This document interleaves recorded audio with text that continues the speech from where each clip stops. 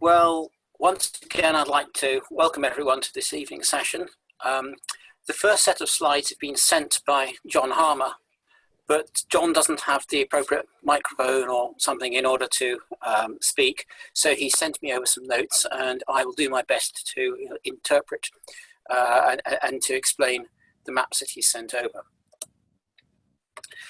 John's topic is the Cuckmere River, which he points out is unique in Sussex and possibly also unique in the UK in that it is actually the Cuckmere River and not the River Cuckmere. And it's possibly the only one where the name precedes the description. He notes that wherever it occurs, Ordnance Survey and Google have it correct, but that whoever has been busy editing Wikipedia has it wrong. Now, it's also apparently on the Bart's National Series Sussex map, which is the one we can see there. It's played both ways. I'm going to see if I can zoom in, but this may not work. Oops, no, it doesn't work. There we go. So down here, if people can see my hand, or my virtual hand, it clearly says Cuckmere River, where it's to the east of Seaford. But here, just to the west of Hailsham, it says our Cuckmere, for River Cuckmere. So they're rather hedging their bets. Apparently this was a mistake carried forward from their earlier half-inch series.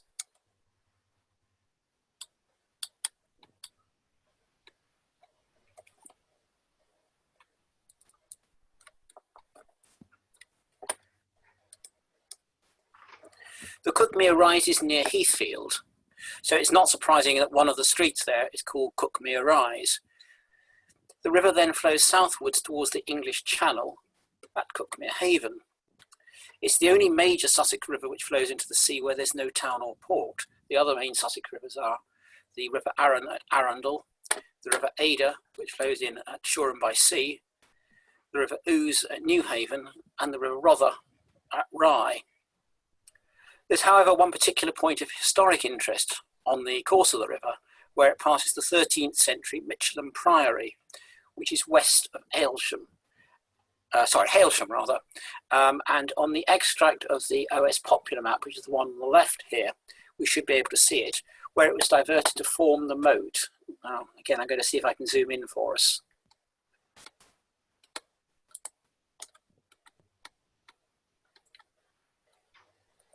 That's as far as it'll zoom in, but I think it's that point there, where I do certainly spot it's between the Cuckmere and the river on the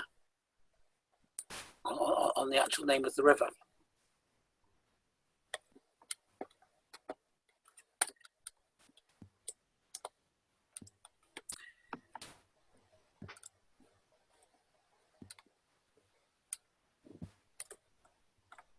On the right we have On the right we have an extract from the Pathfinder map. I'm just have to go one, sorry. Which is from map Pathfinder TQ 4050, and it's tidal to the village about a mile north of the, a kilometre north of the village. As the Cuckmere then nears the coast, it enters the Seven Sisters Country Park, where it meanders in great loops. But there's also a straight cut made just south of Exkiat Bridge. And this, on the left-hand side, we now have an extract from another Pathfinder map, which is TQ 495969. So there we can see the country park and the straight cut are marked on the map as it comes down towards Cuckmere Haven.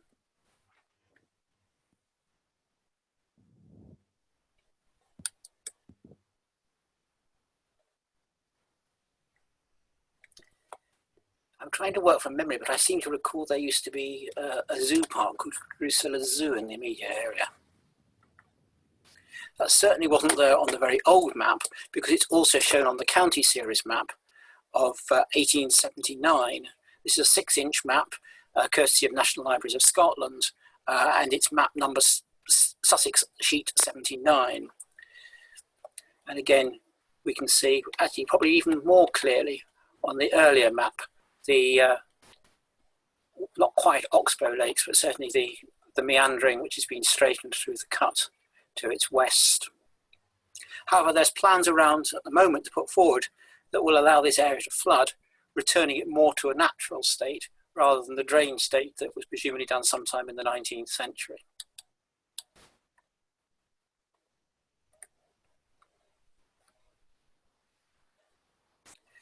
So that's the Cuckmere River, and thank you, John, for providing those and the explanations, and I apologise if I've pronounced anything wrong. I was actually born in Brighton, so I ought to know how to pronounce these places, but I don't always get them right. And now, actually, Jerry, I'm going to hand over to you because it is your turn. Ian, yes? Ian, could I just make one comment? Yes, John. Which is a physical geography comment. Where it is named the Cuckmere River, I understand from one of the rangers in the Seven Sisters Country Park, and this was, what, just 2 years ago, that Cuckmere River relates to the part of that area that was previously a large embayment on the coast, or rear, following the post-glacial rise in sea level.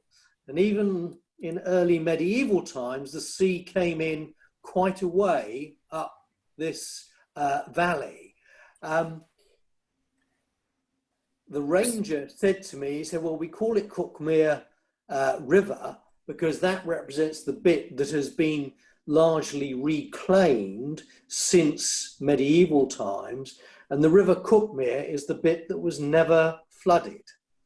And that was the explanation he gave me, because I was asking him about this particular differentiation. Whether it's true is another matter, because I have found absolutely nothing in my researches to suggest that. That's interesting. I'm just going to flip back to the first slide where we can zoom in again on the Bartholomew's map to see roughly if we can work, because there's no real contours, are there? I was going to say, to see where it changes between the Cuckmere River, which is down here past Littlington, and the River Cuckmere, which is up here to the west of Hailsham. But apart from the fact there's a reservoir put in there, there's not really much indication as to where it might have originally been at the end of the rear. Anyway, thank you. It's very interesting. Thank you. I will now hand over to Jerry. And we're starting with an overview inland navigation historical map, I believe. Thank you very much, Ian. And I was going to say that we have some Charles Close Society connections in what I'm going to show you. I have about a dozen slides, so I'm not going to hang about. If anyone's got any points to make, feel free to interrupt if it's vital, but do use the chat facility as well and address your remarks to everyone, and then we can all join in thinking while I'm speaking. I'm starting off with a couple of maps by Richard Dean, who is a Charles Close Society member of old, and he's published in the 1990s, this from 1993, a series of maps starting with this one, a historical waterways map of England and Wales, published by M&M Baldwin of Clibbury Mortimer, near Kidderminster. I do like that name. Spelt Cleobury, but pronounced Clibbury. Can we possibly zoom in on this? This is you can do it on the key as well, if you would, just to demonstrate that he's thought of absolutely everything by way of definition of waterway here. It is dealing with everything that's tidal, improved by locks, etc. 4 varieties of canal, and all of those shown in broken lines where they're no longer navigable. Some of the symbology is frankly unreadable, but you don't really need it. If we can go to the right-hand extract from the plan. I'm sorry, but a lot of my maps tonight are very large, so you're getting a little bit of each to make them more readable. This is classically Lincolnshire.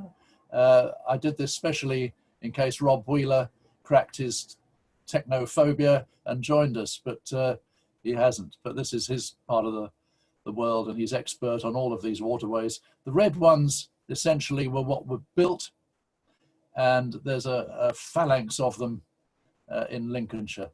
And look at it where, what I want to know, I wonder if anyone can advise. The River Humber is shown there as far as Goole, and then it seems to be a mixture of the Derwent, the Ouse, and the Don. I'm not sure at what point it actually becomes the Humber. Richard, can I come on this? It's please. Actually the Humber only up. Sorry. Carry on.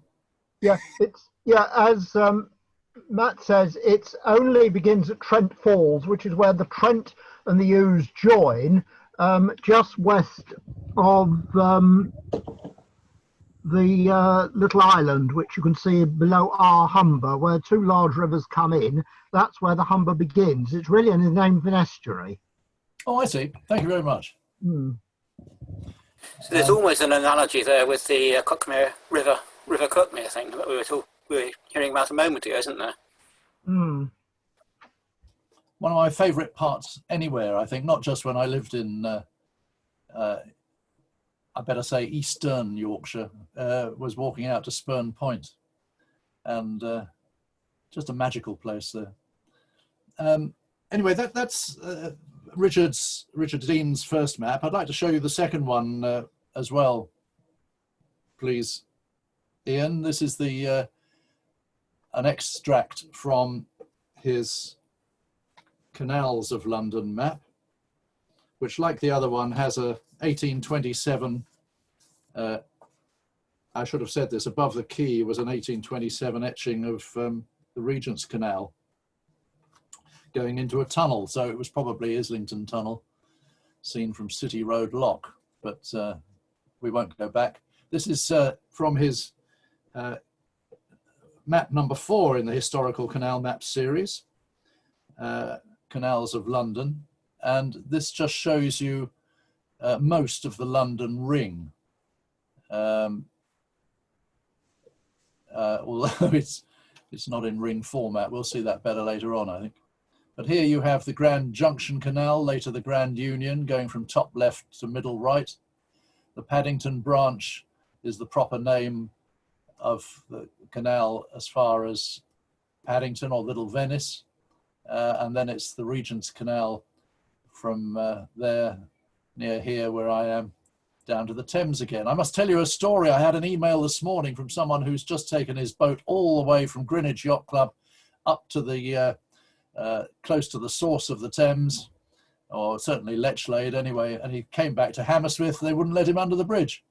The tideway is closed, so he had to backtrack onto the canal at Brentford, up the Grand Union, the Paddington branch, and he's taken 3 days to do a few hours cruise this week, but he's currently approaching sunny Limehouse as we speak. This has an etching of it, of the city base. Oh, it's not showing on this map. We'll press on. Next one, please, Ian.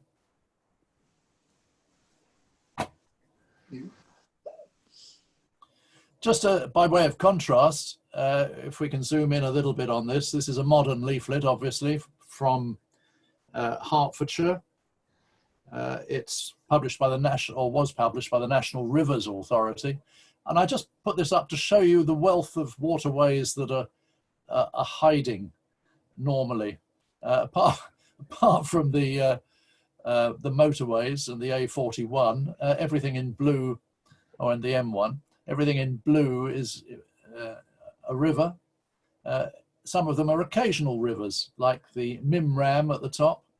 But you've got rivers there that to my shame, even I wasn't aware of. The Bean, the Rib, the Ash, the Lee and the Stort, of course, we all know about.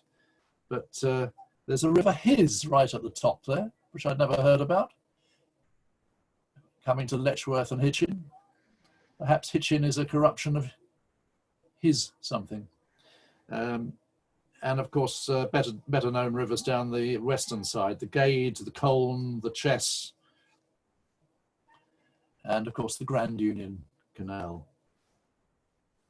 Bear this in mind, because I'm going to end the show later on another multiple waterway map, which is rather more detailed than this. It'll be interesting to, it will take your breath away, the number of waterways that exist. And the next one, please. Let's look now at something that's called the New River. It's neither new nor a river, but it's an aqueduct that, yes. That's the one. Thank you. Remember where we are for me, Ian, please. This is a long concertina leaflet map published by the New River Action Group in the late 80s, early 90s. And you're seeing the top half from Hertford, where the New River starts at Amwell, and the Amwell and the Chad Well are the springs which fed it. It was a 17th century aqueduct for bringing clean drinking water to the City of London, whose sources were largely polluted by then. And it opened and started filling the round pond at New River Head in Islington near Sadler's Wells, still there, in 1613. There were massive reservoirs as well at Stoke Newington. You can see on the right-hand side at the top. These have been no longer required for drinking water. Can we go up a bit? And oh, I'm sorry, you've got the map there and the descriptions higher up. But that's now a very pleasant walk indeed around those reservoirs in that huge loop in the New River. You get a splendid view from there too, just to the north of it. And motoring on, this is, although it's called the New River Walk, is actually one of 3 map leaflets using Ordnance survey mapping published by the Lee Valley Park. Notice they spell it with L-E-E, whereas local buses and people like me spell it L-E-A, but it's correct to have both, or either, I should say. And you can see Ordnance Survey does that just on the map, just middle and bottom, if we can zoom in there, River Lee or Lee, you takes your choice. And of course, just to the right of that, you'll see the River Lee Navigation, which is always spelt with a double E. I'm pleased to say I bought the Lee Conservancy Board's collection of 1 to 2500 scale maps of the entire Lee drainage area. Fascinating. It goes from the docks in London right through Lee Valley, of course. Epping Forest is covered because the streams feed into the Lee, and right up to Hertford and to the source of the Lee. Put your hand up if you knew it came from Lee Grave. Yeah. Thank you. Luton.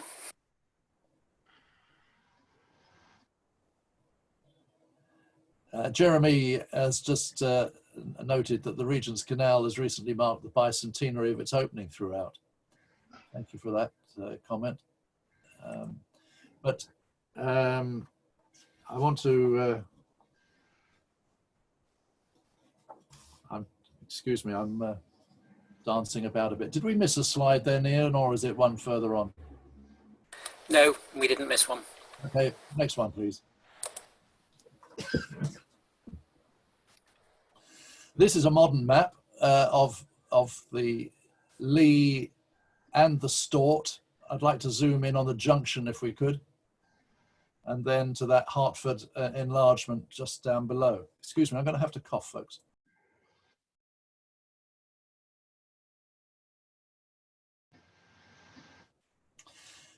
you'll see that this is highly symbological with an outsize lee navigation, because it is a cruising map. And it's one of a series of splendid maps done by Geo Projects, and I'm glad to say this one has been signed by all 3 cartographers for me. But if you look at Hertford here, in this enlargement, you'll see, do I have control of this cursor? Is that my cursor circling? Right, if you can use it's my cursor. Okay. Top right, you'll see the Lee, following the Lee navigation there. On the left, you'll see the River Bean coming in, and the Lee from Lee Grave just below it, and the river in the middle, I've forgotten the name of now. But there's a phalanx of waterways there, and the springs are still there, known for watercress, by the way. If we can just go down in that picture, unzoom it if you like.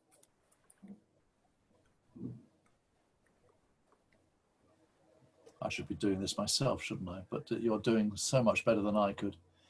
You can see the Stort is the branch to the right, goes up to Bishop Stortford.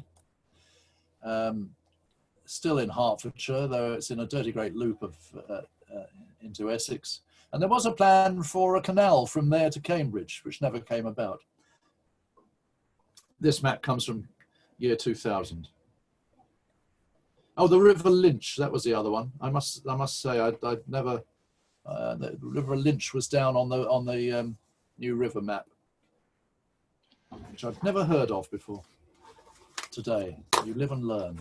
Each of these little streams has a name. I must say, on the Lee Conservancy map collection, I bought every single ditch, stream, and anything that carried water had a professionally applied label to it. So even, you know, Bloggins's ditch had a label on it. It was fascinating.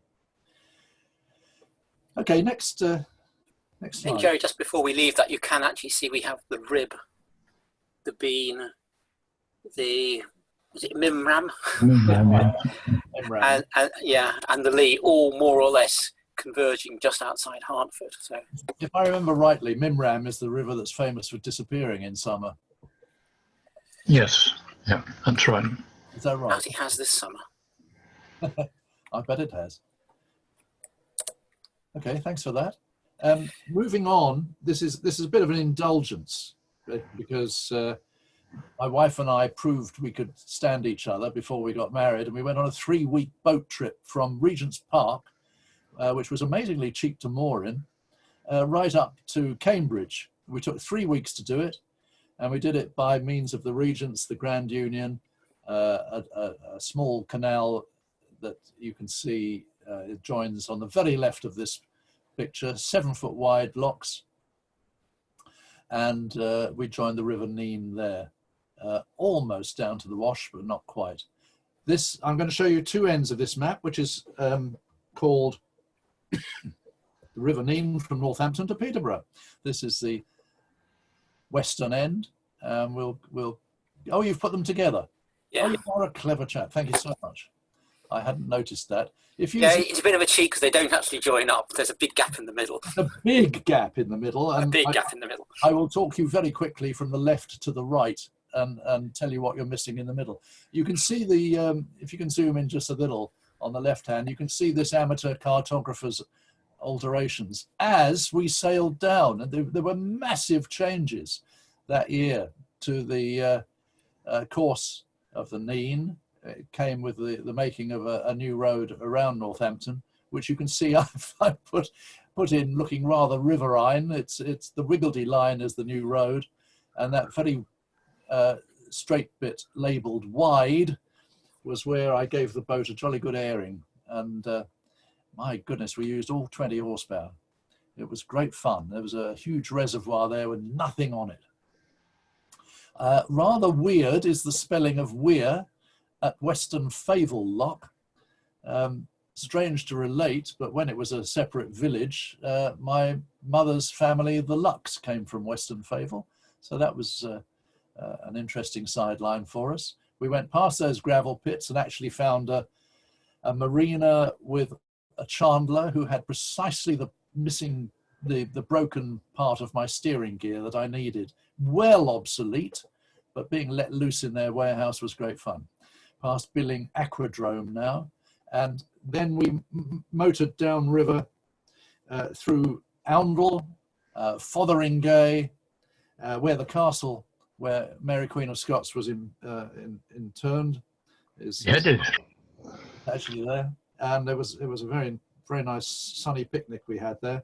And then we went through a place called Wansford. On this map, it was called Wansford in England, which I'd never heard before. For railway fans, that's the home of the Nene Valley Railway, Michiel.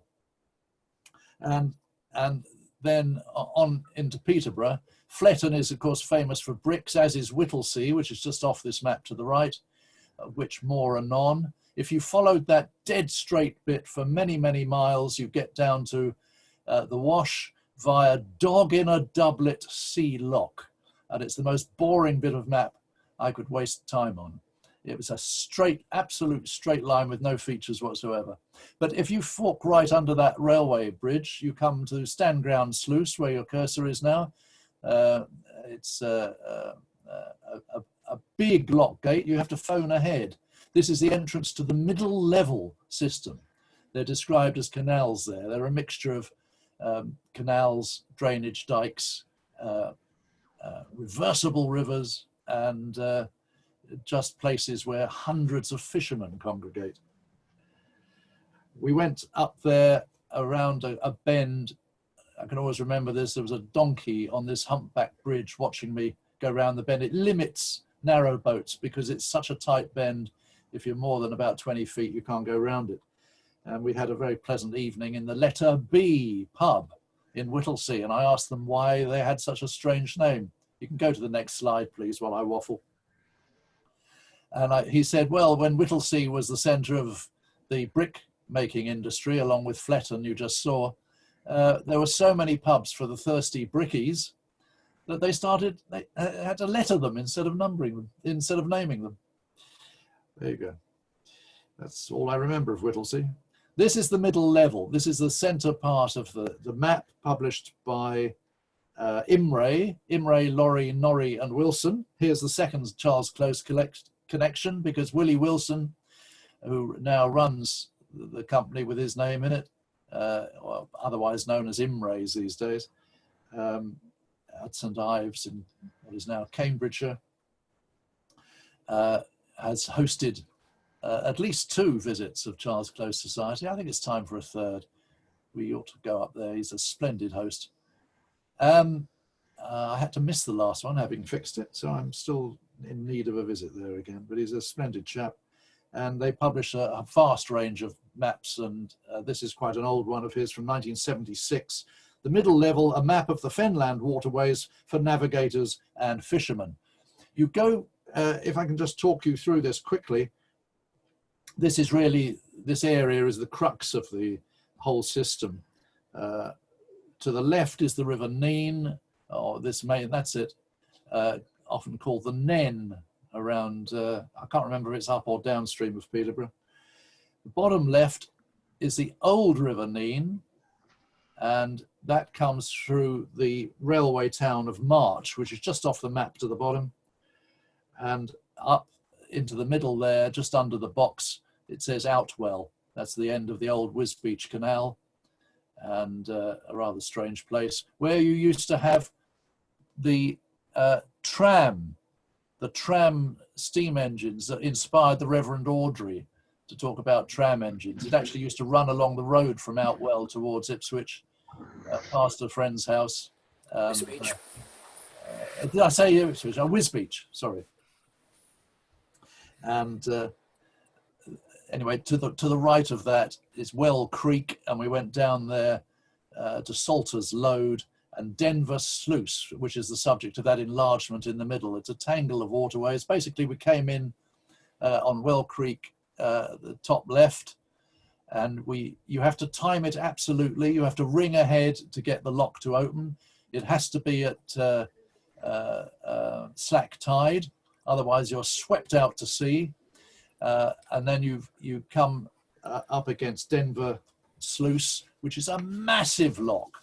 My boat was rather small, and it was daunting going through it. We might see a picture of it in a minute. But then from that bit, which on the main map is onto the tidal Great Ouse. It changes name every time I look at it. It says 10 Mile River there. It later becomes the Old West River, and later still the Ely Ouse, where the River Cam joins it, and we sailed up that to Cambridge. Next slide, please. This is a rather tatty but useful map or chart of the Fenland Waterways, as Lincolns call it. This is published by someone called Appleyard, Lincoln and Company Boat Builders of Ely. But you can see the general layout in that blue enlargement to the bottom right of how they've made the Great Ouse a non-tidal river. And it's absolutely crystal clear, or it was when we did it. And it's all part of the drainage done by the Dutch, Michiel, of course, in the 17th century, I think, or even earlier. And but you can get the general layout of the rivers there. Cambridge is at the bottom. If we can go to the left of that, please, Ian, you will see a nice picture of where their competitors, Imrays, are based, because that's the view they have of St Ives Bridge. Was Huntingdonshire and is now, of course, in Cambridgeshire.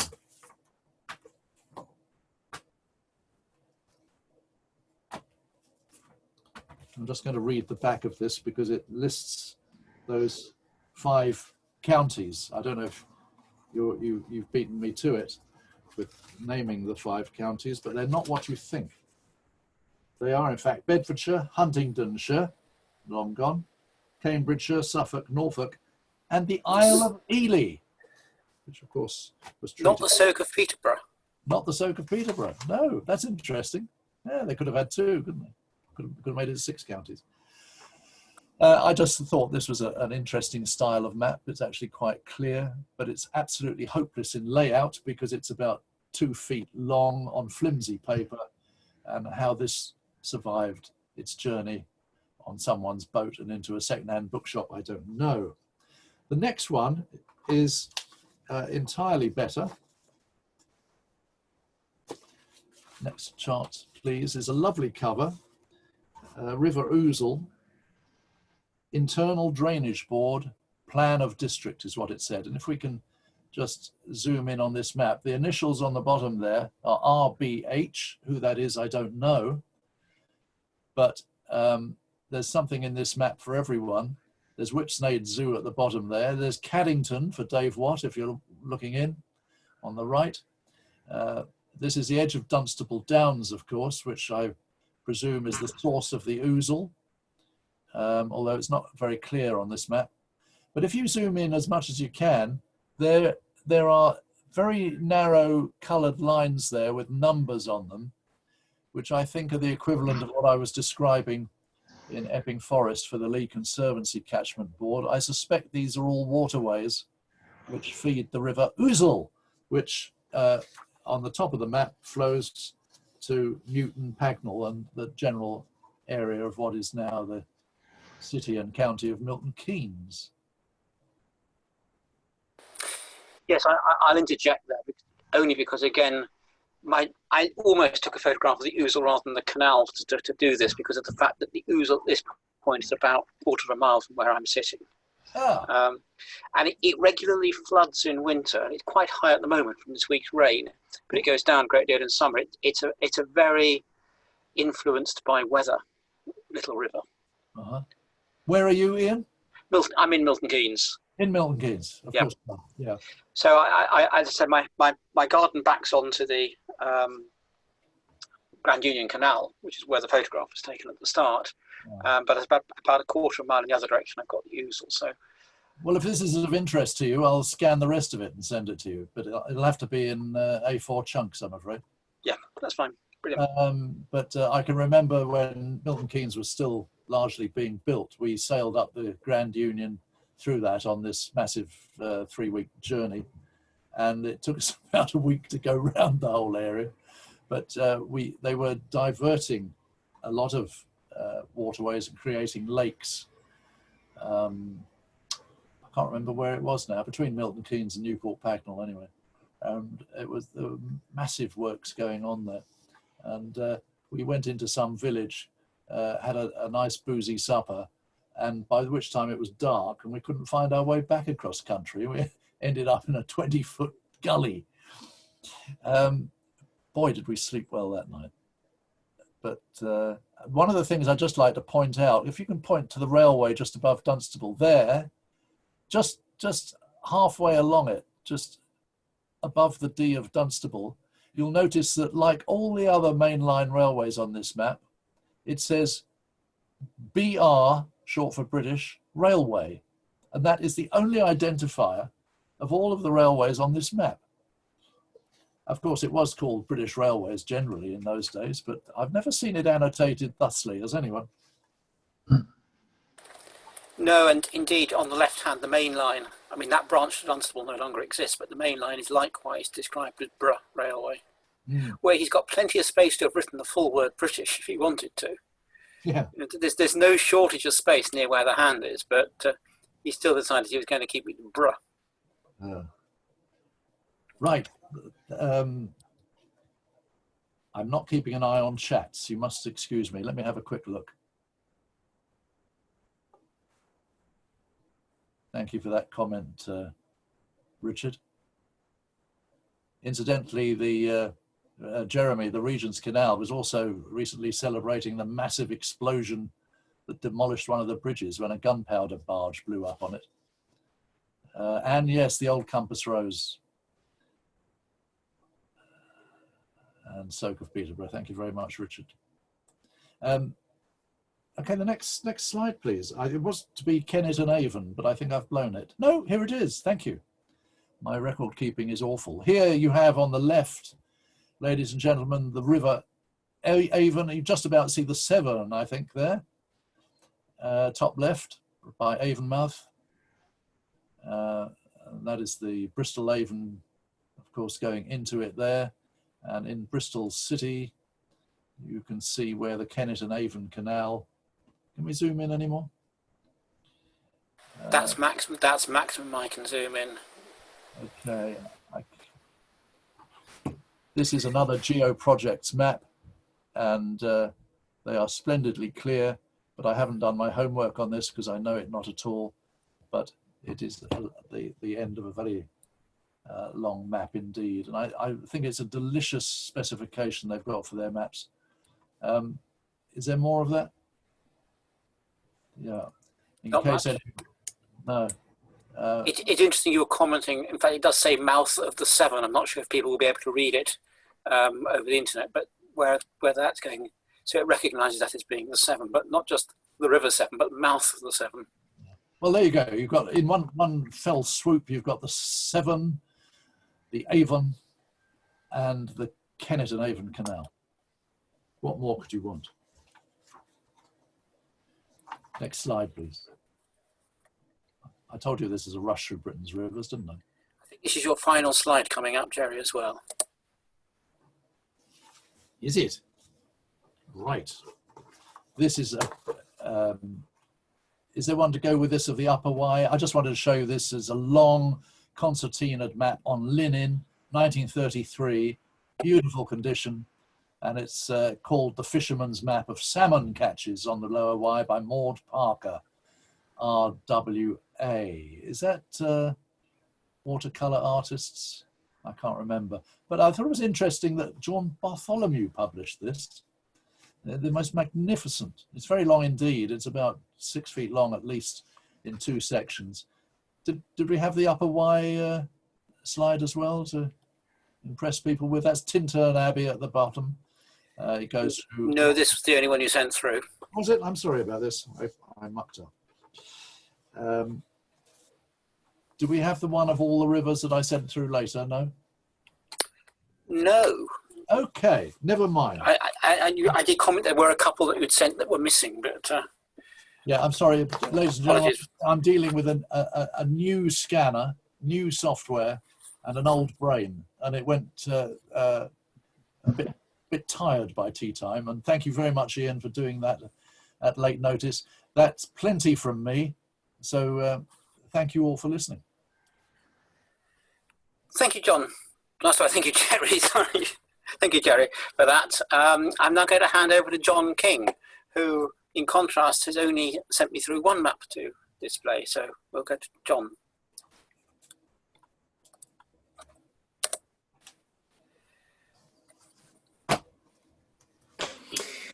Good evening, everyone. Not so much a map as strictly an atlas map of the River Thames.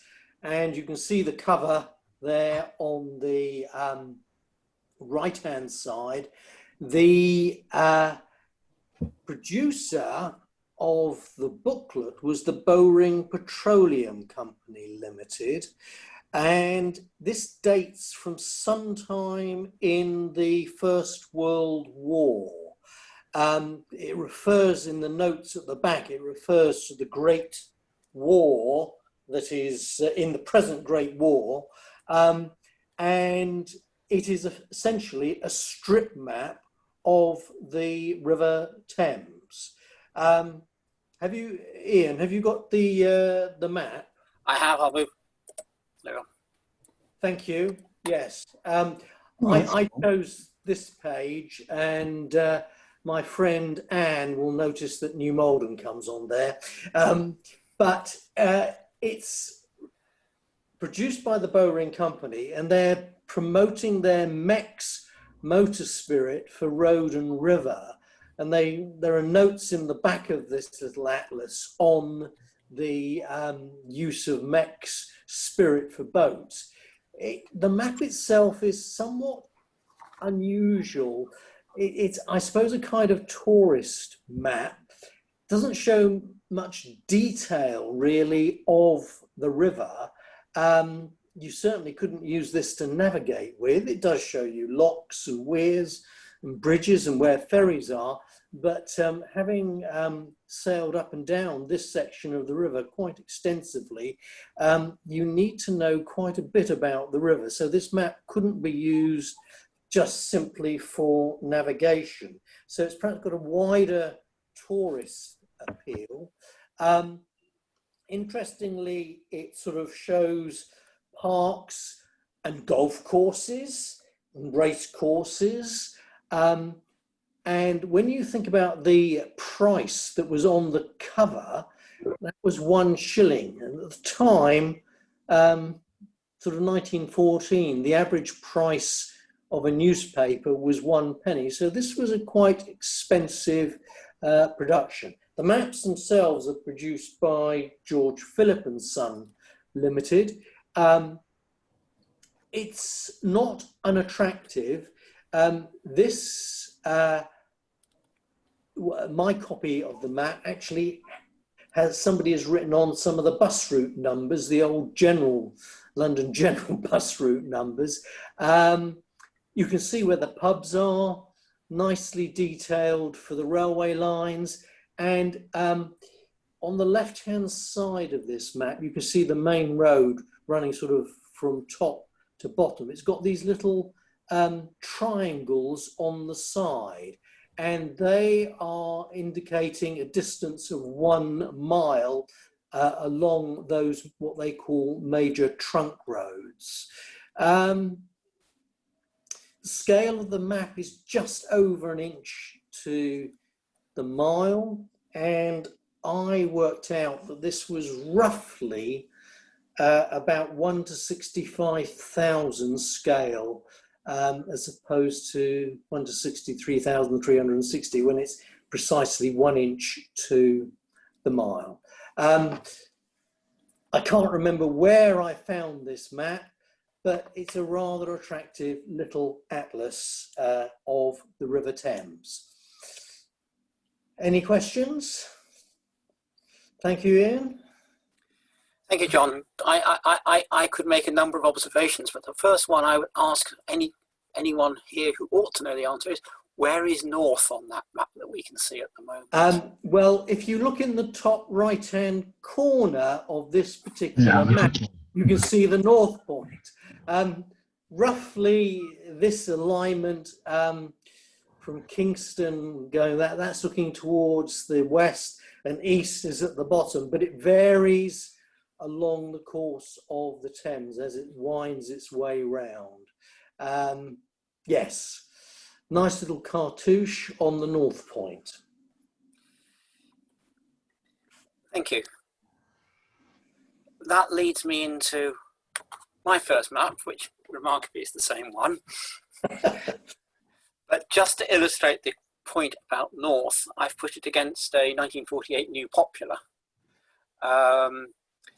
which of course is very much the same scale.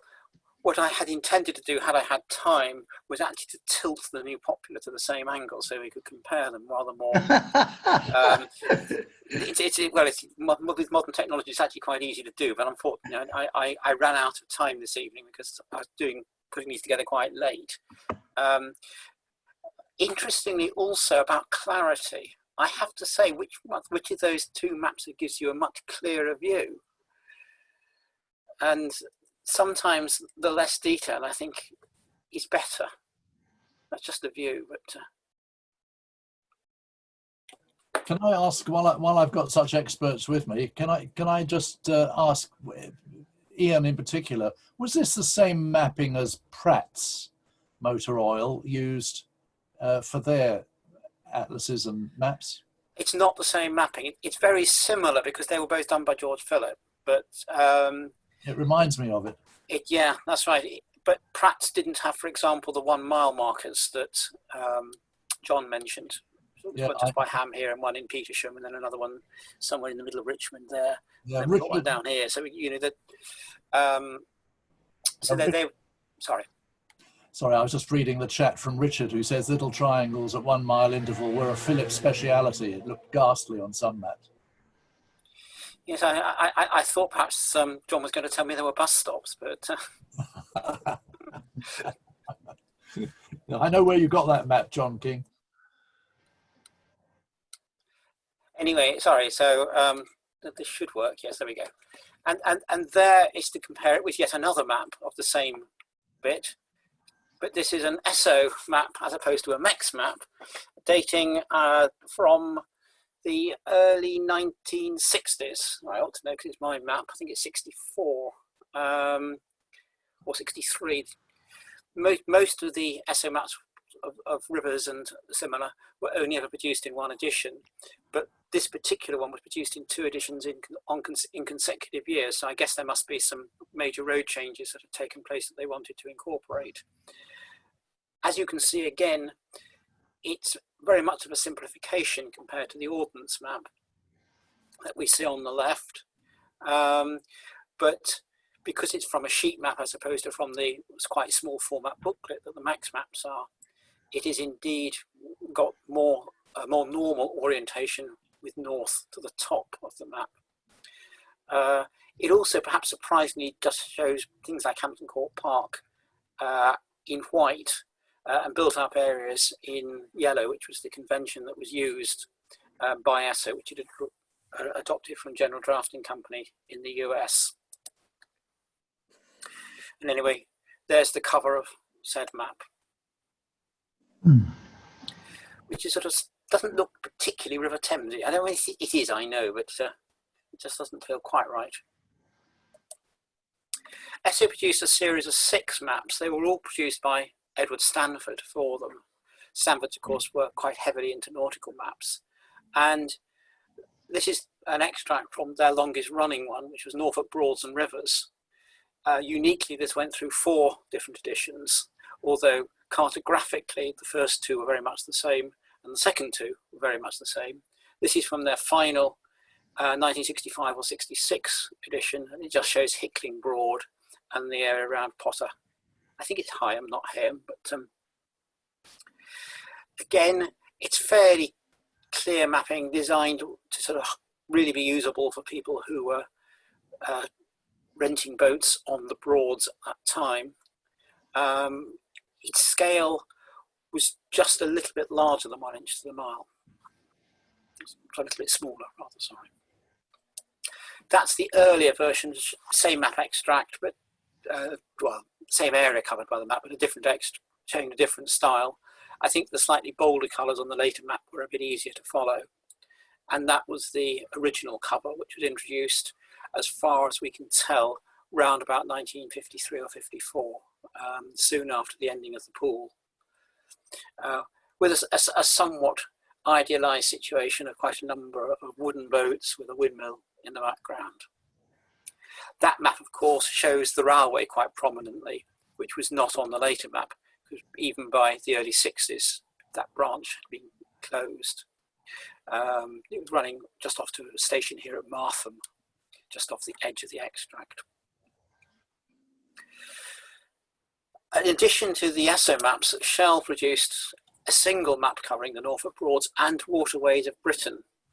And as we can see in this extract here, the waterways of Britain were interpreted right up to the middle of Scotland, north of the central belt, although there were no particular waterways of note on that particular bit, but they included in large scale inserts of certain other parts of the country, including here again a bit of West London, where oddly they didn't include the Thames at all, but they did give rather, where it goes off the bottom of the map there at Isleworth, there's no more Thames shown, but they did show the canals in green, which is perhaps a somewhat unconventional colour for a canal.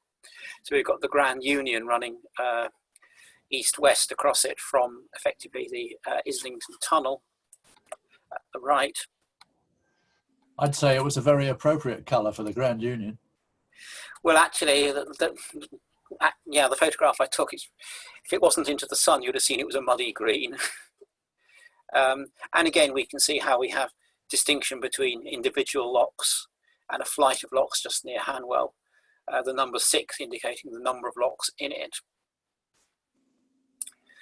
I'm not really sure how usable that was, but again, the reverse side of the map, which was given over entirely to the Norfolk Broads, was at a similar scale to the ESSO maps. These were notionally attributable to George Philip, but of course both Stanfords and Phillips were part of the same company at the time, and the stylistic differences were, I think, as much to maintain some degree of division between their various clients. So here I just have, for comparison purposes, on the left the ESSO map, on the right the Shell map, and in the centre a 150,000 first series Ordnance map from 1974, showing how they're quite different and how the two commercial maps aimed at waterways give much greater prominence to the waterways. Hickling Broad almost disappears in the OS version. So there it is from Edward Stanford and Esso, and then from the Ordnance Survey, and from George Philip and Shell a few years earlier. Obviously, if you were walking or if you were on the land side, the much greater detail is noticeable on the Ordnance.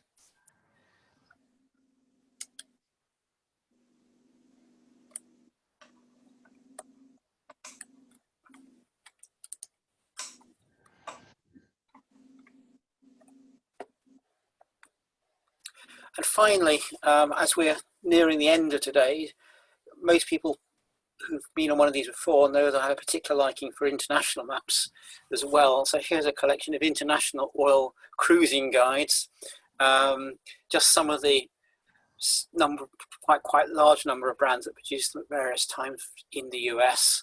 A lot of those are actually coastal rather than inland waterways, but will contain a bit of both.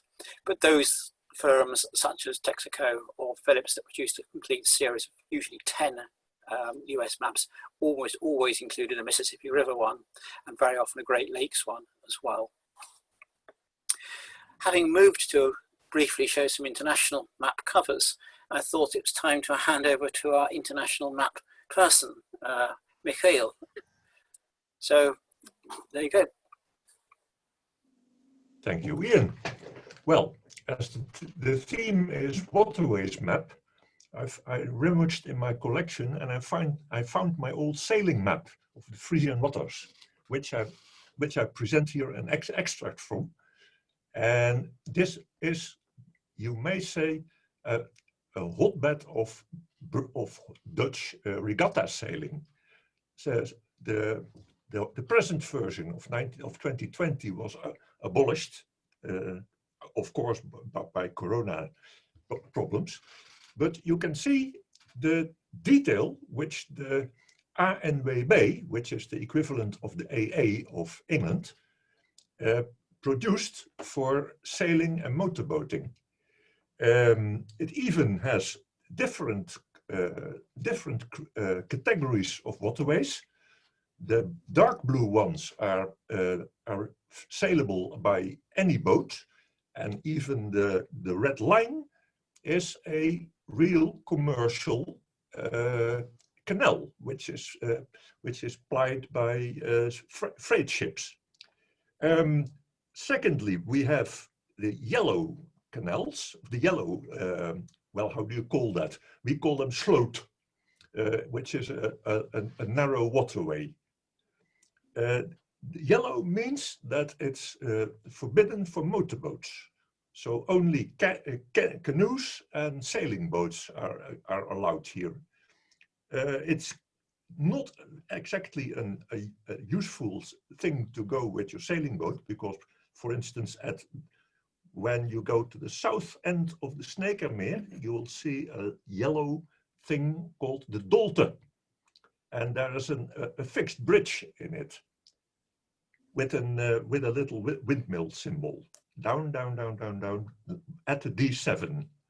Oh, interestingly, the map gives very detailed depth marks, and they are measured in decimeters, in tens of meters, which is useful because most Dutch sailing boats have depth drafts of between 120 to 80 centimeters.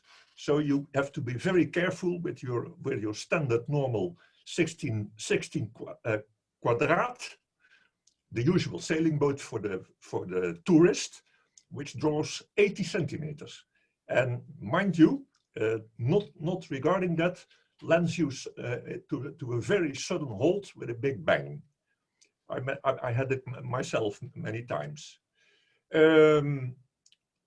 What have we more? The red waters. Well, they are pretty, I don't know really why they are so colored, but they are actually totally unusable for sailing. They're categorized as unimportant waters. There's one other thing, the Joustervaart. You're just at it, Ian. That is light blue or speckled blue. And it means it's a public waterway for any type of boat, but it's extremely shallow, so watch out. You see that it gives the depth as 80 to 90 centimeters. What is given more? There are many navigational details on land for the tourist. For instance, we have at the Siebesloot, in the middle of the Snakermeer, you see there is a symbol like a pole with a triangle on top, and it can be red or black. And those are fixed beacons put up on the side. I don't know what the correct English term is. It's as opposed to a floating buoy. Floating buoys you have only along the big freight ship route, and it's an old-fashioned version of it because this map was printed in the 70s, and the buoys are still red and black.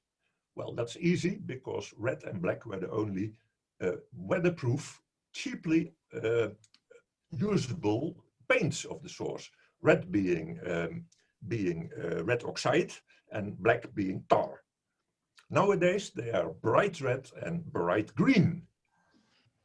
At the junction of important waterways, you have special buoys, usually of a spherical form, which give meaning to well, it's obviously not possible to define left and right on that point. So the central buoy is of a special color, and you may say you must find your way around it on your own way. You have many. Along the Doltersloot, you have two things which are a pole with a sort of wheel on top of it. Well, those are American-style water mills. You know, the type of windmills with a lattice tower who drive water pumps to keep the land dry. What is more, you have the little symbol of a little tower in red with a red bulb on it. That symbol is a landing place where you can moor your boat.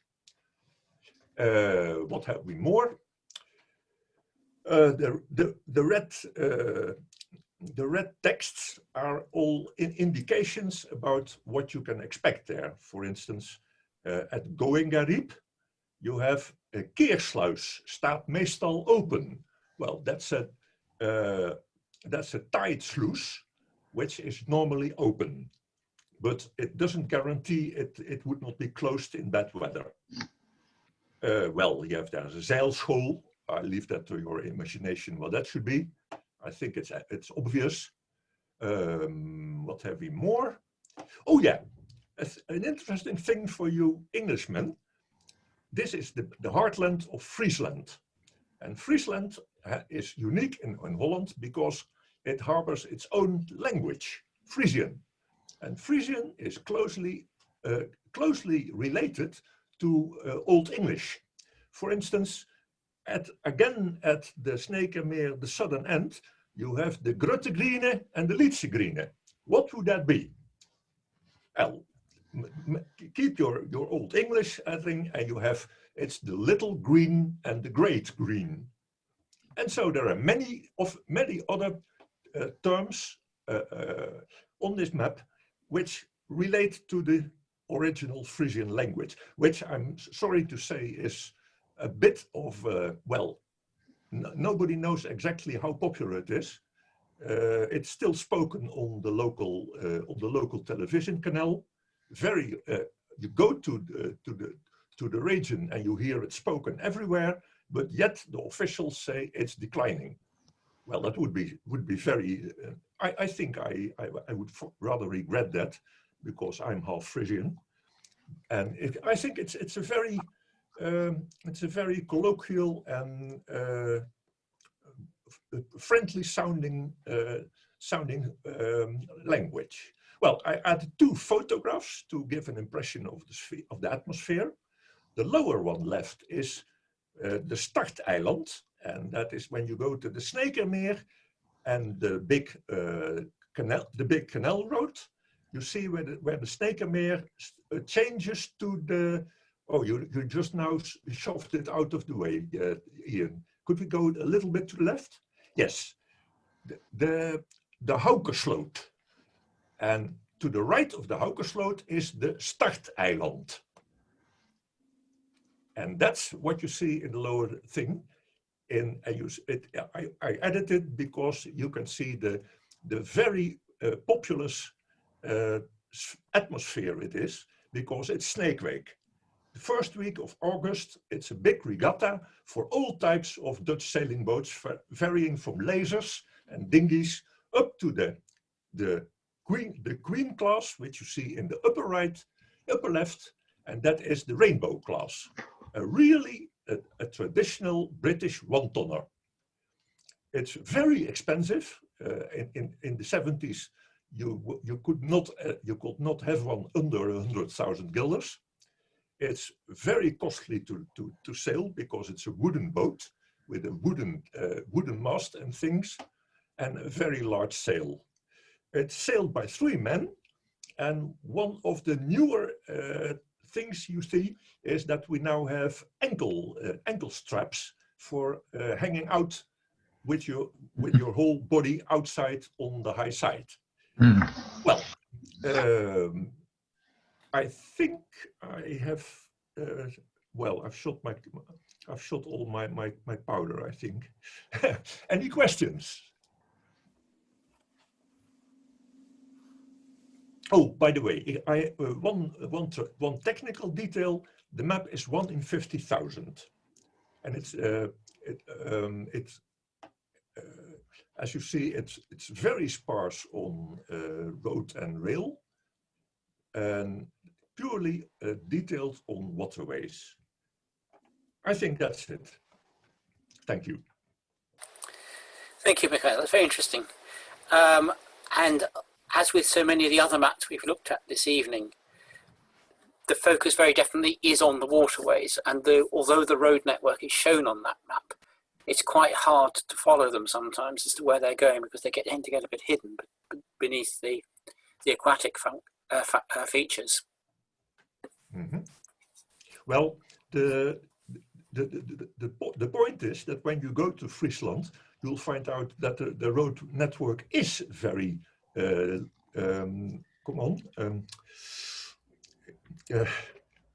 well, you can drive down one of these little lanes and you end up at a waterway, and you're stuck. There is not very much of a road system in Friesland. It's all waterways. I'm also interested in, I won't attempt to pronounce it, but, whoops. You mean that there? It's Yeah, IJsbrechtum. IJsbrechtum. But would it today be spelt with an IJ at the start rather than the Y on a current map? That is Frisian spelling. The Dutch spelling is IJsbrechtum, yeah. But in Frisian, the IJ is a Y. And that's, well, that's has medieval it's come down from medieval times. I think in proper Frisian it's even Isbrechtum, because it's is as ice. Can I ask, Michiel, it's Jerry here, can I ask you if what I was told was true, that in Frisian the word for the English spoon is actually spoon? It might well be. I'm not sure it is, but I can give you some other hints. For instance, what's a skip? A sheep. Sheep. So what is the plural of skip? Skip, as Skip. it should be. What's a gos? A gos. It's a big white bird living in the meadows. What's the plural of gos?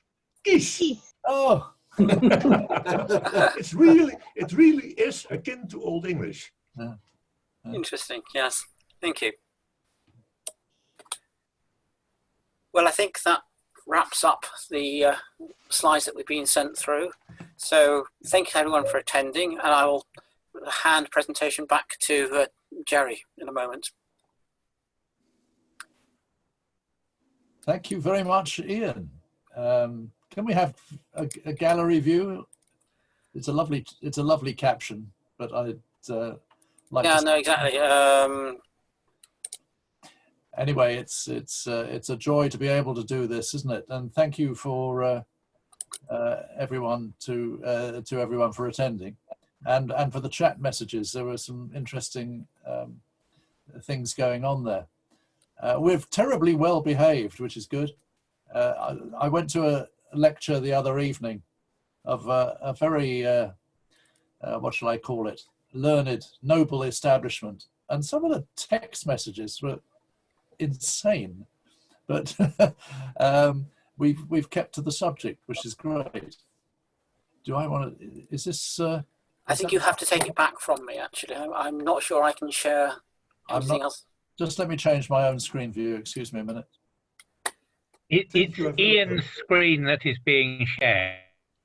You have a red control on top of your screen, which you should click. Thank you. Yes, it's too obvious, isn't it? Thank you. There you go. Thank you to our advisors. Zoom is, it can do everything. Zoom, if only you can remember how to do it. It's very Anyway, it's great to have, thank you, Michiel, for that very interesting exposition from the Netherlands. And Peter Lush, thank you for your question. Where are you in Vision, Peter? You're not, but Peter's in Germany. And everyone else. Who's the furthest flung member? Anyone come from afar? No, we're all home in London. London. Oh yes, I've heard that. Yeah, if I could, there was something which came up on a blog this morning. You've muted. You've muted, Jeremy.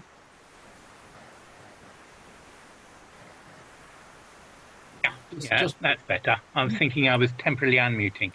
There was something I came up on a blog that I look at this morning, a different view of the Lee. So if you'll approve, I will try sharing it. Are you happy? Go ahead. Go ahead. Yes. Let me just enable that. Hang on. No. Share? Okay, you can. Yes. Yeah.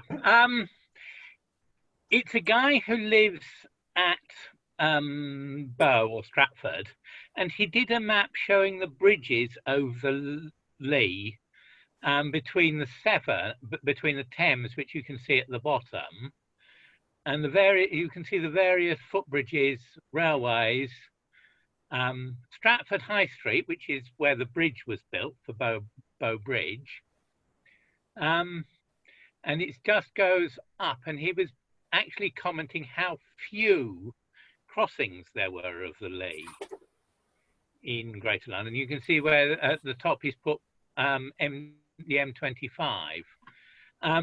There you've got the two channels of the Lee, and he's carefully marked Enfield Island Village.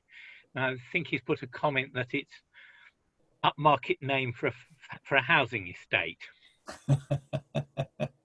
Anyway, that's as I say, Diamond Geezer is his name. He actually was the guy who put up the comment about the Regent's Canal having its bicentenary at the beginning of the month. But as I say, a very different sort of, I was going to say diagram rather than a map. Fascinating, though. It's very pretty, and it's very informative. I remember Roma and I went exploring up from Walthamstow marshes. We went over the Tottenham marshes, not knowing where the heck we were going, and I think we were technically trespassing at that time. And we had to walk for miles before we got to a road, and then we had to cross a storm channel on a single girder, which was exciting. Yeah. As I say, you can see how few. If I go down a bit, a map he did of the road out of Londinium across the old ford, and things like that. So just a quick thing. Anyway,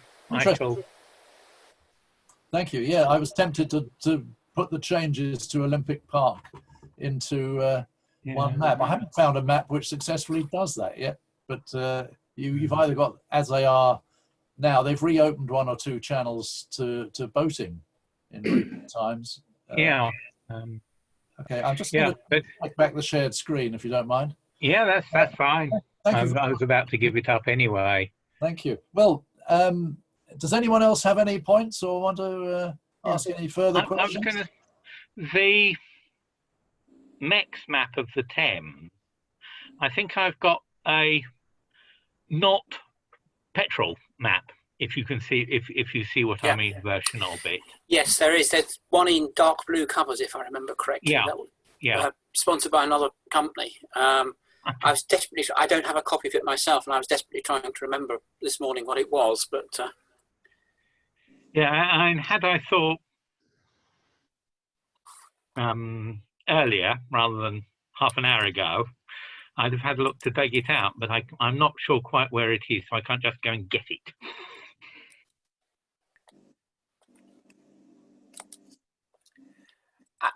are we now seeing my screen? Yes, you are. Yeah. No, that's right. You've got them in the right order then. This is the last one you sent through, Chris. So I'm afraid That's okay. No, that's all right. We can work from that. What we have here is the map accompanying Philip's General History of Inland Navigation of 1792. I'm afraid all my stuff goes back to the 18th and 19th century rather than the 20th century, as we've seen so far. It's quite a big map, probably about 3 feet by 2 feet. It shows the canals. The waterways are shown in blue. The canals that have been built. As he zooms in, it's not possible. It's not at all clear on the original. There are canals in red, which are opened. There are canals in yellow, which I can now see, which are proposed canals. And there are some canals that are under construction. Not a great deal to comment on there, really, other than it's a very nicely drawn, practical map of waterways, and upon which basically the canal system was just getting underway. You'll notice, incidentally, various lines across down through Surrey. One from Guildford down to Southampton was never built. The branch going through Petersfield down to Portsmouth was never built. Likewise, the canal that goes from Guildford, well, from the Thames actually, not at Guildford, going down through, I can't read the name there, Horsham, that's it, down to Arundel. The lower end of that became part of the Way in Arran, which started life at Godalming. So they're not quite fictitious. It just shows when Phillips was producing his inland navigation, these are the projects being thought about rather than actually being achieved. Okay, any questions on that, or shall I move on? Everybody happy? A nice map. Chris, this is your map 10. If you want me to skip very quickly through to map 1 and then take them. Yeah, if you could, because it'll make more sense if we can go back to the basic order. Keep going. It's okay. I've got that. Keep going. This is the first. Yeah. Some of you will have already seen these maps, which I produced from time to time at Redbourne. This is one of a series of 5 maps produced by George Bradshaw of timetable fame around the late 1820s, early 1830s. Depending on the edition of the map, some showed they were dedicated to Thomas Telford. Anyway, this is a map which, if we then move to the right, reduce the size a bit. That's it. Towards the top right-hand corner, you will see Wolverhampton and also Birmingham to the southeast. And here we are looking at the start of the Industrial Revolution and just what small places these were. Yet, if you look closely, you'll see a veritable network, particularly in Wednesbury, which is midway between Wolverhampton and Birmingham, all sorts of small canals. This was the start of a major network of canals based primarily on Birmingham and Birmingham to the northwest. And it is often said there were more canals in Birmingham or the immediate area of Birmingham than there were in Venice. Perhaps different canals, but nevertheless functional canals for delivering and transporting goods. That you'll notice the map is coloured, but generally by counties. It also shows, if you look slightly south of west of Birmingham, you'll come across a detached portion of Shropshire. And to the left of that, another bit of Staffordshire, which is so on. This is quite a common thing in days before county reorganisations. The map, the series of maps is to a scale of ½ an inch to the mile. And the locks are key to the functioning of an inland waterways, of course. But every pound, that's the bit between each lock, every pound is given a height above sea level.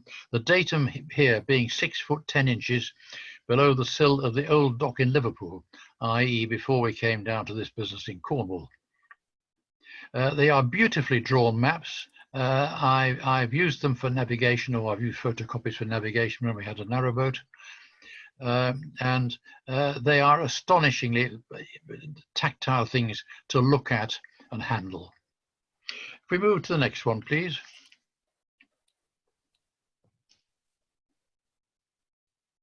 Oh, one thing I would mention just before we go, if you could spot Coventry on the map, please, Ian, which is not that one. It will. No, be the this next. one. No, this. Yes, that'll do. Yeah, be this one. Coventry. No. That's Birmingham, so yeah, Coventry is yeah, somewhere around about. East. Go east. Right, from Coventry, leave the cursor as it is.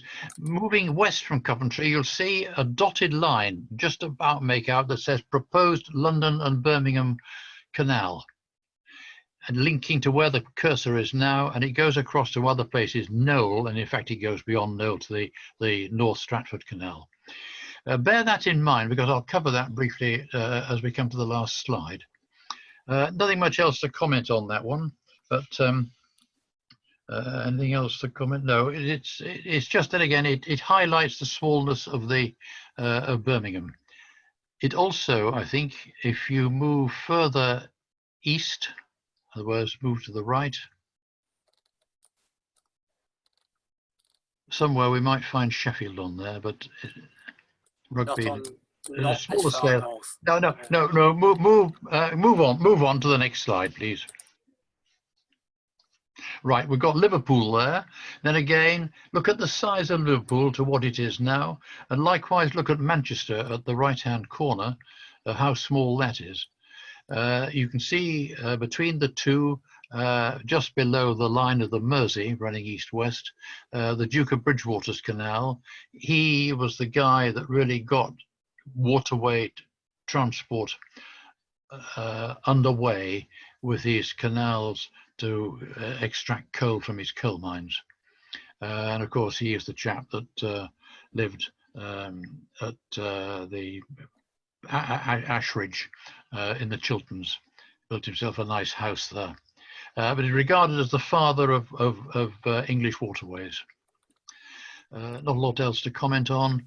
It shows, incidentally, the Liverpool and Manchester Railway opened in 1830, and one or two canals in red branching off the Mersey, and also the odd railway line here and there as well, but nothing of particular comment.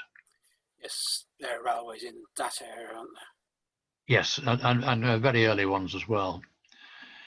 Okay, I think that's it. You've got a Mersey and Irwell Canal.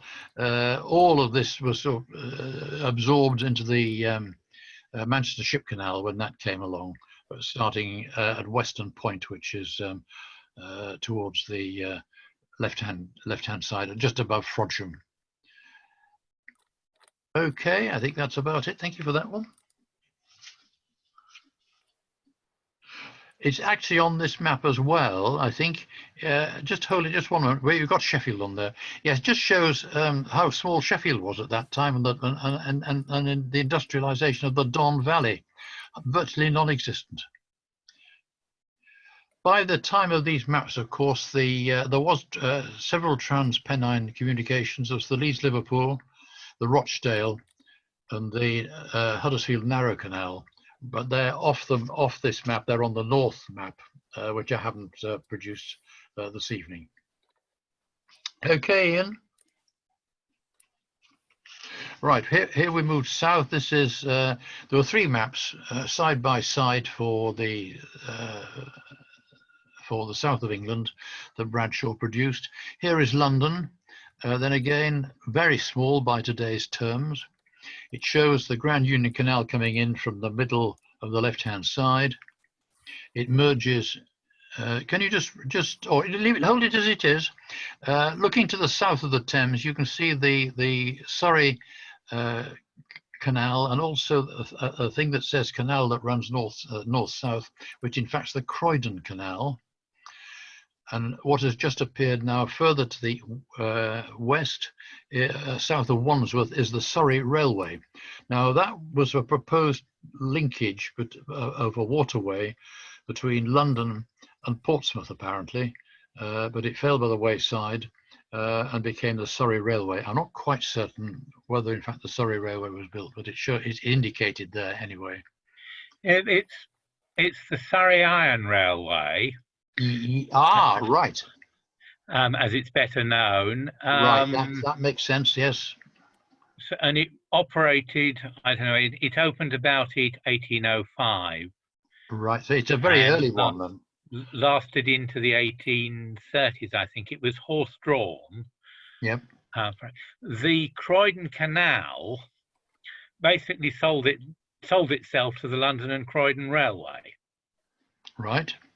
So a large part of it is if you take the train from London Bridge down to East Croydon or to West Croydon, you are travelling where the canal was.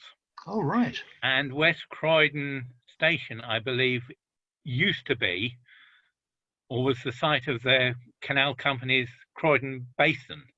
Very interesting. I noticed looking back there, if you move up to Dulwich, and between Durridge and Lewisham, there's a long flight of locks there. I did look it up on the on my map, but I can't read it here. Something like 18 or more locks. So, you know, it was all very well and good railways going up, horse-drawn, fairly steep inclines, but in no way could you get water from one level to another without a series of locks. And there's a considerable increase in height there. I haven't got a spot height on it, but in fact, I have a feeling it says 173 there, which would be 173 feet above sea level, according to the Liverpool datum. That's right, and at the bottom of the flight of locks, it's 78. And 78, that's right. Yep, that's right. Good spot. And then there's another 7 locks to get down towards effectively the level of the Thames. You can imagine the hard graft in actually moving traffic along that. Yeah. Fine. Okay, just go back if you could to a general view of the of London. Here we are, that's fine. You've got the Grand Union Canal coming in from the halfway down on the left-hand side, Southall, and just before you get to Southall, you can see the Paddington arm of the Grand Union Canal going to Little Venice, at which point the Regent's Canal starts, which goes into Limehouse Basin, which is down on the Thames. There's the Hertford Cut moving just northeast of that to join the River Lee. You've got the Lee navigation, which we've already discussed. And there's another small canal. If we could zoom in to just where the Surrey Canal was, up Kensington Way. Right, here we think that'll do, that's fine. You'll notice just north of Wandsworth and Fulham, there's a Kensington Canal shown there. I know nothing about that, and at the short time I have to get these notes put together, I haven't done any digging in it. It looks suspiciously like it may have become the West London Extension Railway. Ah, right, could well be. If you go to what's the name of the station? Imperial Wharf. I think that is where the Canal Basin going out to the Thames was, or the Thames. You know, it was river to canal and later river to railway transit point. Right. Okay. Yeah. Yes. Can I? It was the West. It did become the West London Railway, but the bottom part of it, where it met the Thames with slight alteration, is still there because it served Lots Road Power Station for London Transport. Yes. Now, also, I have a feeling there's a thing called the Grosvenor Canal. The Grosvenor being his lordship and landowner, large landowner in West London. That was on the go until fairly recently, I think, and shifting rubbish by pontoon down the Thames. Whether it's still on the go, I don't know. But it could be part of the same neck of the woods. If you can see where Victoria Station would be built, just above the gap, there is a north-south waterway, which I suspect is it.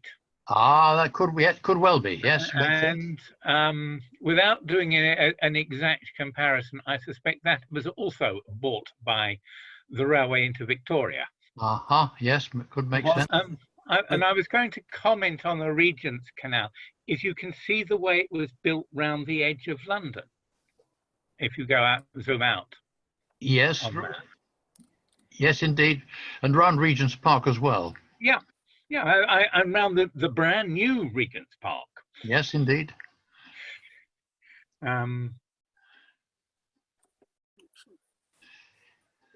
Incidentally, I have, when I lived around those parts, I had a map, an original somewhere, which showed the intended canal going roughly in a straight line instead of round the top of the park. It did cut straight across it in a northeasterly direction. Yeah, and it was intended, of course, to build villas all over it, all over the park. Yes. Yes. No, you talked about the bicentenary of the explosion at Regent's Park that was celebrated. Was it just in the past month or so? That's on the north curve of Regent's Park, where the gunpowder barge blew up. That's right. And they put the columns back, some of them the wrong way round, so you can see the rope burns on the cast iron, but they're not where it would have been originally. Some of them point towards the towpath side. Okay, well, can we move on, please?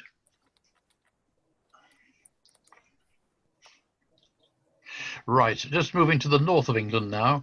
I've shown this before to those that have been to Redbourne. This is the proposed navigation from Stockton-on-Tees to Winston, which is at the left-hand corner of the map, by way of Darlington. It rises no less than over 300 feet, and it was to tap the West Durham coalfield, which starts at the northwest corner and goes progressively north right up to almost a concert. Nothing came of it, but it's a nice engraving. Whitworth and Brindley were the people that did the initial presentation back in what says he, looking for a date? 1768, thank you. Nothing came of it, but to get your waterway over the course of 28 miles up 300 feet takes some doing. So there was difficulty raising money. It didn't die natural at the time. It did sort of drag on a bit as a concept until about the turn of the 19th century, but nothing came of it. And of course, it was eventually the West Durham coalfield was developed by the Stockton and Darlington Railway when it opened in 1825. And you can see West Auckland there, which is one end of or getting towards one end of the Stockton and Darlington Railway. So basically, it was a much more convenient way. You got a railway, basically, not quite, but essentially running down towards the sea, which so your loaded wagons went downhill relatively easily, and all you had to do was to pull the empty ones up. There's a place called Brosselton, actually, just immediately east of West Auckland. That was at that top of a hill. There's a winding engine there, the remains of which are still there, which got initially the coals up the hill from the west over the top, and then it was downhill all the way to Stockton. Nothing much else to comment there, other than the next slide shows the frontispiece of the. Sorry, can we swing that around, or can we all crane our necks? That's the report. It doesn't. The Brindley's report actually extends to no less than 2 pages out of a 12-page pamphlet. Most of the rest is to an index of people who owned land over which the canal was proposed to pass. But nevertheless, they said it's all very feasible. Nobody came up with any expenditure, nor did it say how many locks there would be, other than it talked about water being about 4 feet deep. So one wouldn't have had a room for a very large barge on there. Fine, next one, please. Right, I mentioned earlier when we looked at the slide showing the proposed line from Coventry to Knowle as a cut-off. 1832, William Cubitt, the engineer, drew up some plans. I'm not entirely certain who for, but this was to link the Oxford Canal at Coventry with the Warwick and Birmingham Canal at Knowle. It was a very bold move, and in fact, the canal, which is about 30 odd miles long, only had 7 locks on it. To achieve the same journey from more or less Coventry to Birmingham by the established canals, you'd have to negotiate another 40 odd locks. So it made sense as a concept, but by that time, of course, the railways are actively applying for trade, and it presumably couldn't raise the money, and the thing kicked the dust. But a good move, and what we have here is purely a simplified plan, which shows. I can't read what it says. Oh, Rugby. There we are, Rugby. With the Oxford Canal running diagonally across the map, with incidentally the various cut-offs. It was a Brindley canal. Brindley didn't like locks. Brindley built his canals that followed contours. But somebody came along, Telford came along later and straightened it, said, this is nonsense. I can shorten the journey from Oxford to Birmingham, or Oxford to Coventry rather, by about 7 or 8 miles if we take some of these big loops out. So what you see here, the tail ends of various loops that often went quite substantial distances, often a mile or 2 away from the current line of the canal. So there was a certain amount of straightening, but it would have been very good to have linked this part of the world with Birmingham, and it would have made the transshipment of goods between Birmingham and London and vice versa much more simple to operate and at considerably less expense. But as I was saying, it was too late in canal terms, because the railways were proving a major competitor to the established canals. We can move along a little bit, I think. You might see a bit more of the canal. Now we've got the Oxford Canal in blue, and the canal basin, the V-shaped thing in Coventry, where there is actually a very nice bronze, a life-size bronze of Brindley, poring over a map, a very natural figure of an engineer poring over his drawings. Otherwise, a pretty scruffy part of town. And then the canal joining on from there and moving progressively westwards. Can we move along a little bit? Also, you notice there's another canal running around the south side of Coventry, linking with the Oxford Canal further on. So I suspect that was a concept, but it clearly would save time and effort to make the canal linkage shorter by starting actually in Coventry itself. There are very few locks on the North Oxford Canal. Okay, moving westwards again, please. Yeah, and it moves across country. We come up to where there's basically an end-on junction on a sharp bend. That essentially is Knowle. And it joins the Warwick and Napton Canal, or Warwick and Birmingham Canal, rather. You'll also notice a dotted line running across the bottom. That shows a proposed extension to the North Stratford Canal, which is just appearing on the bottom left-hand corner. all part of the same project, but as I was saying, too late in the day to be of much use. I think, gentlemen, that's about it. Any questions anybody has on these?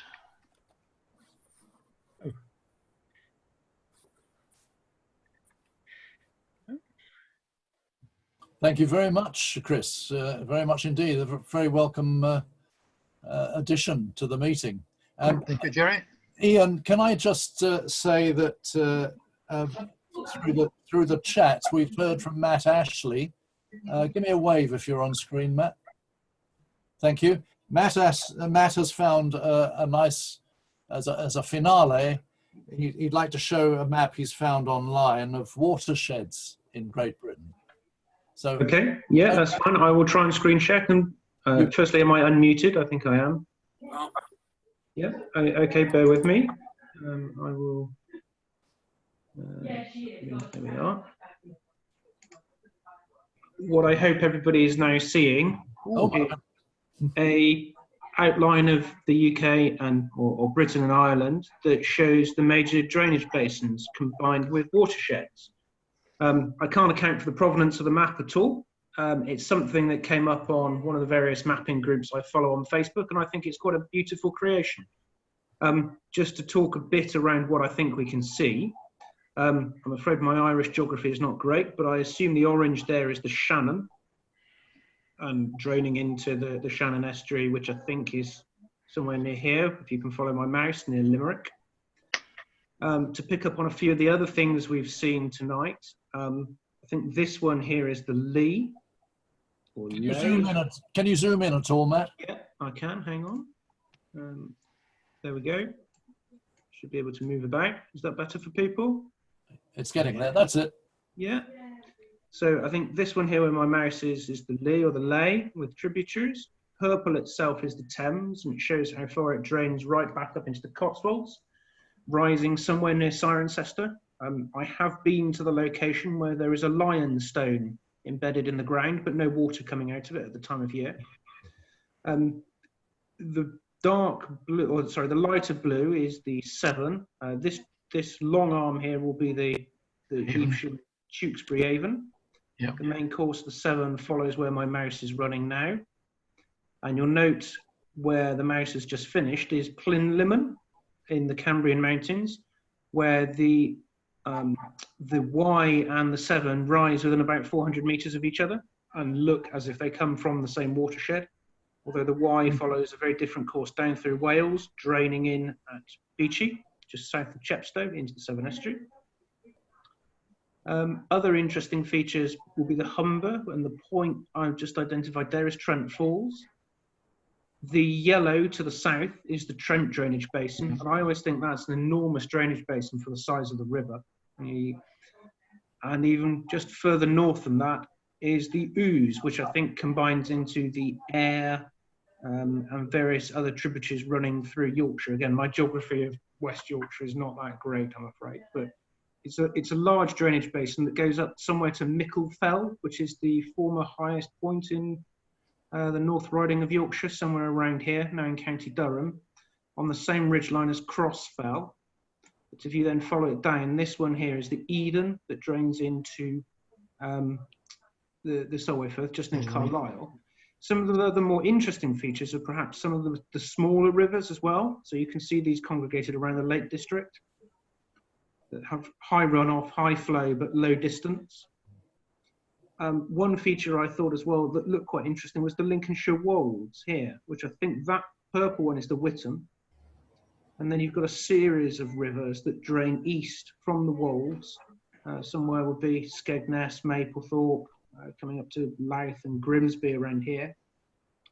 And then if you move further up to Scotland, some of the features I see here, this is the Tweed, which is a very large drainage basin, when compared with the Clyde, which is here. When you think of the size of the Clyde through Glasgow and the size of the Firth of Clyde, it's not that large compared with other rivers. And even smaller again is the turquoise colour where the mouse now is, which is the Forth. Above that, immediately above that, I think is the Tay, which I understand is the largest river in terms of sort of flow, rate of flow through it in the British Isles. And then you've got the North and South Dee that combine in Aberdeen, the Spey here, the Ness, which follows through Loch Ness, and then a series of rivers in northern Scotland, which I'm not that au fait with. But I think to finish, it's quite a nice, it's an interesting map. It makes Very you think. much so, yeah. And is also quite a beautiful feature in its own right. I zoom back out. Who's the source of it, Matt?